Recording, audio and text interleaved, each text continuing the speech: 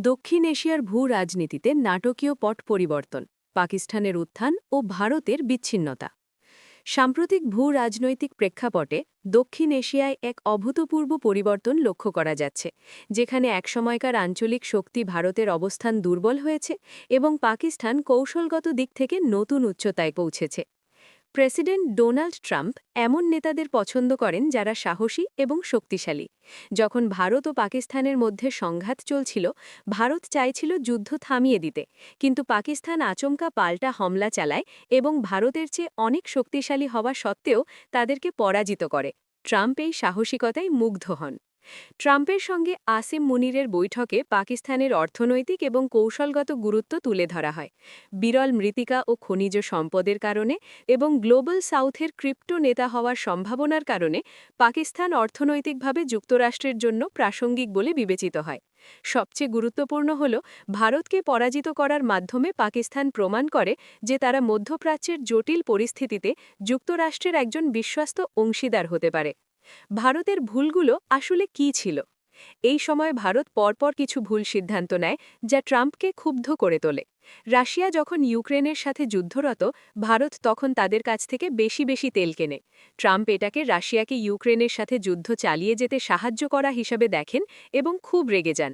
Trump যখন ভারতকে চাপ দিতে শুরু করেন, ভারতের নেতারা তখন উল্টো রাশিয়া ও চীনের সঙ্গে বন্ধুত্ব বাড়াতে শুরু করেন। তারা ভাবেন আমেরিকা তাদের ছাড়া চলতে পারবে না। ট্রাম্প রেগে গিয়ে ভারতের পণ্যের উপর ৫০% পর্যন্ত শুল্ক বসিয়ে দেন। এর ফলে আমেরিকায় ভারতের জিনিস বিক্রি ৪০% কমে যায়। এত কিছুর পরও ভারত হুঁশ না ফিরিয়ে উল্টো আমেরিকার কাছ থেকে উন্নত যুদ্ধবিমান কেনার চুক্তি বাতিল করে দেয়। ভারত যখন যুক্তরাষ্ট্রের প্রস্তাব প্রত্যাখ্যান করছিল, তখন পাকিস্তান সেই সুযোগ কাজে লাগিয়ে ট্রাম্পের পছন্দের আরও অর্থনৈতিক ও সামরিক চুক্তির প্রস্তাব দেয়।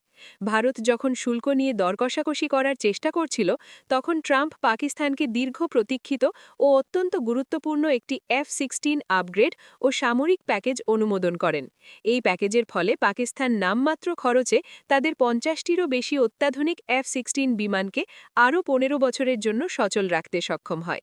এই সামরিক ও অর্থনৈতিক সাফল্যের ফলস্বরূপ পাকিস্তান এখন আঞ্চলিক ভূ-রাজনীতির কেন্দ্রে চলে এসেছে।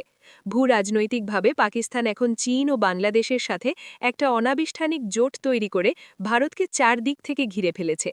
পাকিস্তানের চতুর কৌশলের কারণে যুক্তরাষ্ট্রের নেতৃত্বে গঠিত কোয়াড জোট কার্যত গুরুত্ব হারিয়েছে। এখন বিরল মৃত্তিকা সম্পদ থেকে শুরু করে আরব সাগর ও পারস্য উপসাগরের সামরিক অভিযানের জন্য পেন্টাগন থেকে পাকিস্তানকে কল করা হচ্ছে।